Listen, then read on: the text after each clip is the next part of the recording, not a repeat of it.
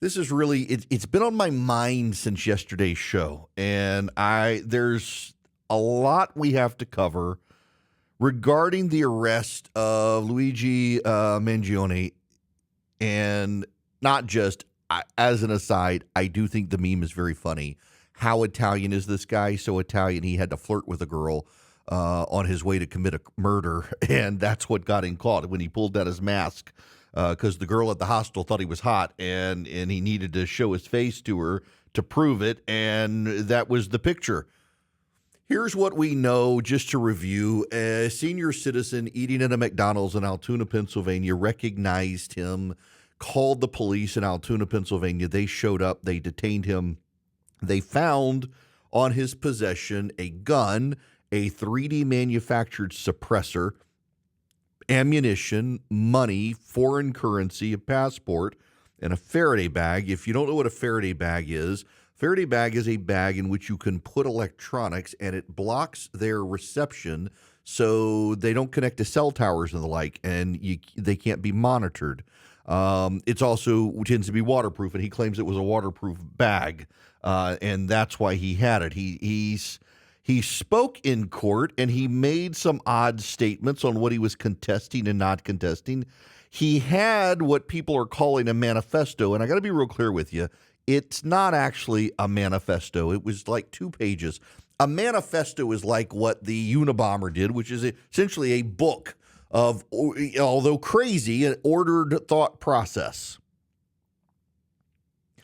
The guy definitely is an anti-capitalist progressive, but his mind is not an ordered mind, and he has lots of conflicting thoughts. Everybody has conflicting thoughts, but his ideas really did conflict. He was very much into climate change, very anti-capitalist, hated insurance companies, but also hated the wokes. He had read books by libertarian and conservatives that he liked, but also was like a Bernie bro when it came to capitalism. What we know is about 6 months ago, he fell off the grid after back surgery, and his mind began to unravel as much as people can figure out. So, yeah, he certainly leaned left and had left-wing sympathies, particularly when it came to hatred of insurance companies, but he also had some thoughts that some would say were right-wing. He is a mentally disordered young man who also apparently was into psychedelic mushrooms and other things. I think long-term history is going to show it's not a coincidence. But I want to focus on something else, and this is really where my mind has been the last couple of days and really the last week. And I've spent way more time than I think I probably should on this issue. But there is something today we need to discuss, and that is his views about killing the insurance company executive, and people on the left cheering it on. Overnight, someone exposed an anonymous Reddit thread from the University of Pennsylvania where Penn students are excited and happy and proud of their university that one of their own might have murdered an insurance executive. I got into this a little bit yesterday. Tim Keller and his Reason for God talking about the great says who. If morals don't come from God, then what matters? Who says? Who cares? Everything is relative. But there's a larger issue here. What we're finding, and by the way, this applies to the left and the right, more so on the left in this situation, but it's happening to the right as well in certain situations. When you decide that someone is bad, or in the word everybody likes to use now, evil, and you discriminate them because they're evil, this ends badly for all of us. Today, people on the left are cheering on an insurance executive being gunned down.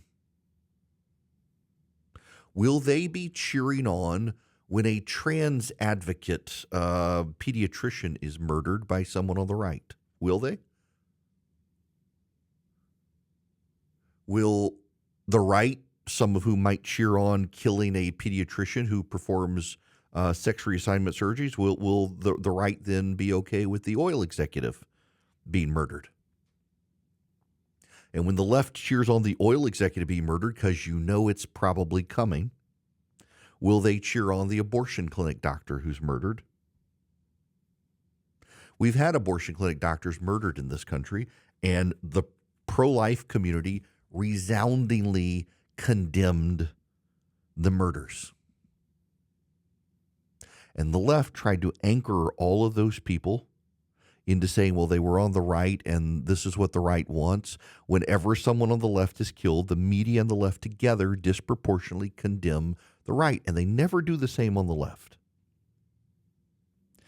When James Hodgkinson attempted mass assassination of Republican members of Congress in 2017, the story was gone within 3 days. When it turned out he was a Bernie Sanders supporter who watched MSNBC, it was off the New York Times.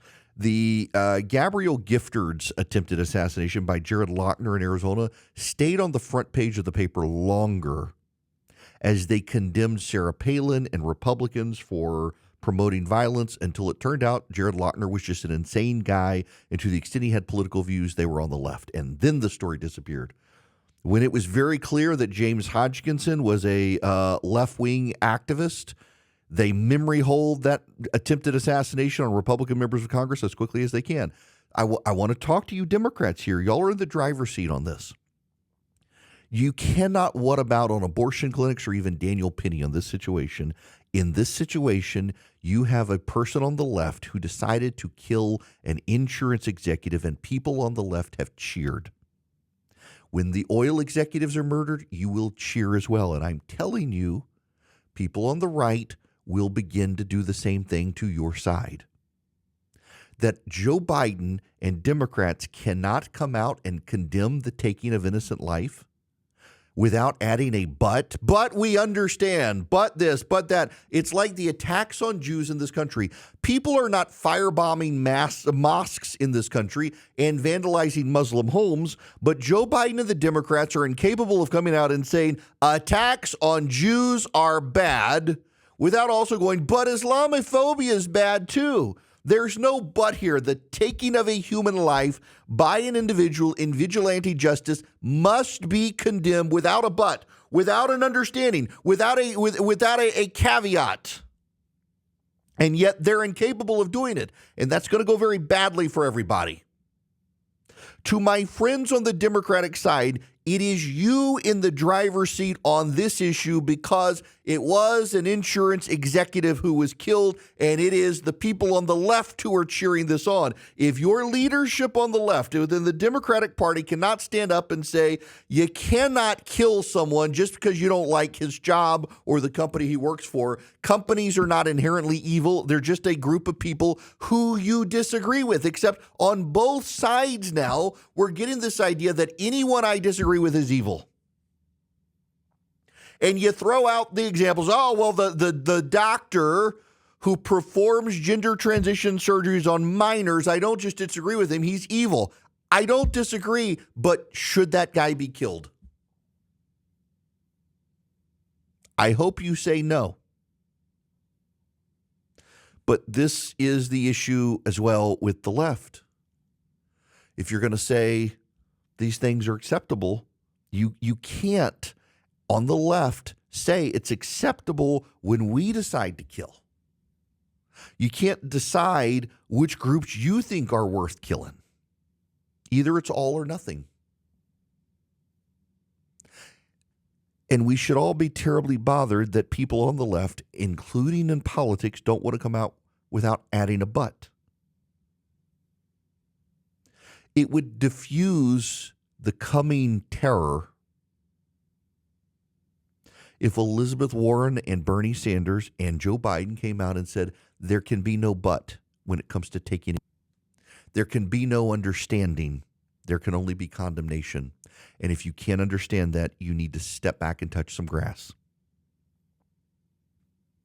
Because I've heard it from people trying to understand. I get the frustrations, all that, but when you go from I'm going to take this guy's life to taking a life is wrong, but I understand, then you have to apply it to the CEOs of the oil companies And you have to apply it to the doctors who perform abortions and gender transitions. And you have to apply it to the teachers who put up rainbow flags in their room where people accuse them of indoctrinating. And you have to apply it to conservative talk radio show hosts like me. And you have to apply it to Trump supporters. And you have to apply it to Kamala Harris supporters. And you have to apply it to everyone, because you do not get to define the exception to the rule. You don't get to do that. None of us get to do that. And if your group, your tribe decides we get to define what comes after the but, then everybody gets to define it, because you can't stop it. You can't put your finger in the dam and stop the water from coming out at that point. It's either no one should be murdered for the job they do and the affiliations they have, or there's a but. And if there's a but, then all of us get to add our preferences afterwards, and you can't control it. So Joe Biden, Elizabeth Warren, Bernie Sanders, Alexandria Ocasio-Cortez, you should come out for your own lives' sake, frankly, and those of your political supporters and those of the businesses and industries you support, you should be able to come out and say, there can be no but here. Taking a life is wrong. Period. End of story. But you can't. You can't do that, and that's the problem, and that's why it's going to get worse. You're not mentally, physically, or philosophically capable of doing that, because some of you deep down privately think, he probably had it coming. And if you think that, there are going to be people on the other side who think that. We just had 2 attempts on Donald Trump's life, and many people, even in the media, were kind of like, kind of got it coming. When you start adding those justifications, even if, it was bad, he shouldn't have, but he kind of had it coming. The but explodes this thing for all of us. Brian Thompson should not have been murdered because he was fearfully made in the image of the living God. Period. End of story. There's no but there. Brian Thompson happened to be a self-made man and an insurance executive, and because of the company he works for, he doesn't deserve to be killed. The President of the United States, despite your angry objections to his policies, does not deserve assassination. The doctor who performs abortions does not deserve assassination. Let God deal with them. The problem is, on the left, they don't have God anymore. They only have themselves. And they are choosing to take it upon themselves to be God. If Democratic politicians, and I'm laying the marker down now, if Democratic politicians are not willing, and I'm not talking about a John Fetterman who's done it, but a president of the United States and the leading progressive voices in the country, including Barack Obama, if they are not willing to come out and say, there's no but here. No one in this country deserves death, and it is not justifiable in any way, shape, or form in any circumstance just because you don't like the person or you don't like the business or the industry they worked in. There's no but here. You cannot go around killing people who you don't like or whose businesses you don't like or whose industries you don't like or whose politics you don't like. There's no but. You cannot do this. If none of them are willing to do it, you're going to have more people on the left say, first insurance. Well, it's the oil company CEOs who are killing the planet. We better take them out. And then you're going to have people on the right reciprocate. You either stop it now and excise the but from the sentence and denounce murder, or you're going to see more of them. This is the world in which we live. Everyone has decided they are judge, jury, and executioner because there is no God. And this is starting from the left, but it will not stay there. And for those of you who want to justify it with Daniel Penny, and you can't rationalize people were physically fearful of this guy on the subway. No one was physically fearful of Brian Thompson walking down the street. If you can't nuance it, your brain is broken, you're contributing to the problem. There will be more violence. We either stop it now or it's going to spread.